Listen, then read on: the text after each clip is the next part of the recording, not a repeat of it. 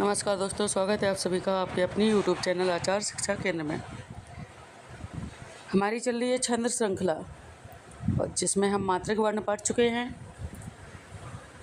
वर्णिक छंदों की बारी है, किंतु आप लोगों का कोई ख़ास रिस्पांस मुझे दिखा नहीं, तो मैं वर्णिक छंदों को ज़्यादा विस्तार से नहीं पढ़ाऊँगी। आज वर्णिक छंद शॉर्ट में समझा दूँगी सब, और कल मुक्त छंद समझा दूँगी। परसों से अलंकार की श्रृंखला शुरू करूँगी। तो बसंत तिल का जो मैंने कल पढ़ाया था आपको, एक क्विक रिवीजन के लिए देख लेते हैं। जैसे कि मैंने बताया कि अभी वर्णिक छंद चल रहे हैं, तो बसंत तिल का भी एक वर्णिक छंद है और इसमें 4 चरण होते हैं, प्रत्येक चरण में 14 वर्ण होते हैं। दूसरा है मालिनी छंद, इसमें प्रत्येक चरण में 15 वर्ण होते हैं। इसका प्रयोग कोमल, भक्ति और प्रकृति वर्णन में अधिक मिलता है। अगला है शिखरणी छंद।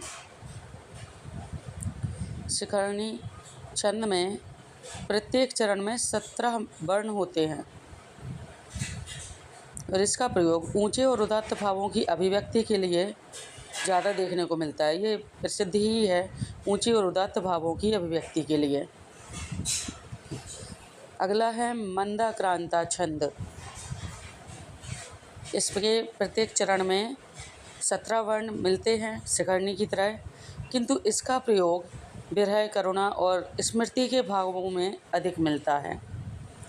इसका मूल रूप से प्रयोग विरह, करुणा और स्मृति के भावों में किया जाता है।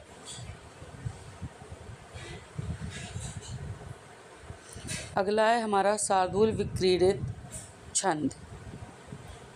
इसमें प्रत्येक चरण में 19 वर्ण होते हैं और इसका प्रयोग ओज, वीरता और भव्य वर्णन के लिए होता है। कहाँ पे होता है? ओज, वीरता और भव्य वर्णन के लिए। ओज का अर्थ भी उत्साह है, वीरता आपको पता ही है, साहस, और भव्य अर्थात किसी की भव्यता का वर्णन करने के लिए इस छंद का उपयोग मिलता है। अगला ये है सवैया छंद। ये सवैया छंद का प्रयोग बहुत मिलता है। इसका जो अगला है कवित्त छंद। सवैया छंद और कवित्त छंद, ये दोनों का प्रयोग, दोनों को मैंने देखा है प्रयोग होते हुए। आपने शायद सुना हो, एक सुदामा चरित्र करके था और कई मूवीज़ वगैरह में भी सवैया छंद का प्रयोग देखने को मिल जाता है। लिखित में तो मेरे पास नहीं है, किंतु मैं बोलकर बताना चाहूँगी आपको इसका उदाहरण। शीस पगा न झगा तन पे, प्रभु जाने को आए बसो यही ग्रामा। धोती पटीसी लटी दुपटी और पाँव उपाने की नहीं सामा। द्वार खड़ो द्विज दुर्बल एक, रहो तकीसो वसुधा अभिरामा। पूछत दीन दयाल को नाम, बतावत आपनो नाम सुदामा। उसी सुदामा चरित्र से, जब ये उस समय की घटना है जब महाभारत काल में सुदामा जी, जो कि श्री कृष्ण के मित्र थे, अनन्य भक्त भी थे, वो श्री कृष्ण से मिलने जाते हैं और द्वारका जाते हैं। तो द्वारपाल जब उनकी दशा देखता है तो वो आगे बताता है भगवान श्री कृष्ण को कि पता नहीं कौन एक ब्राह्मण है जो शरीर से दुर्बल है और निर्धन है। ऐसे निर्धन ब्राह्मण हमारी द्वारका में तो नहीं है, कहीं और से आया है। लगातार भूमि को देखे जा रहा है, धोती भी उसकी फटी सी है, पैर तो बिल्कुल उपनय हैं, पता नहीं कितने कांटे लगे हैं पैरों में। तो हे प्रभु, वह आपका घर पूछ रहा है, अपना नाम सुदामा बता रहा है। यहाँ पे जो मैंने उदाहरण दिया है ये सवैया छंद का ही उदाहरण है। अगला है कवित्त छंद। सवैया की तरह कवित्त छंद भी गाया जाता है।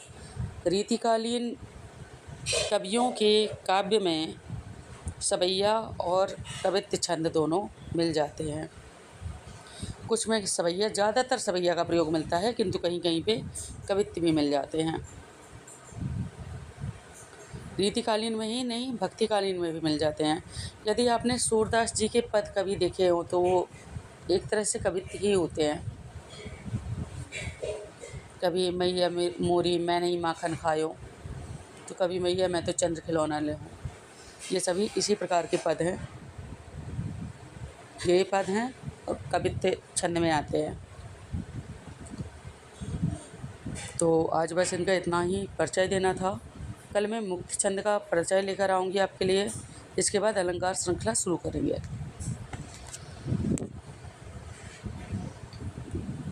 वीडियो को लाइक करें, शेयर करें अपने दोस्तों के साथ तथा चैनल को सब्सक्राइब कर बेल आइकन प्रेस करना ना भूलें। मिलते हैं नेक्स्ट वीडियो में, तब तक के लिए स्वस्थ रहिए, मस्त रहिए। नमस्कार।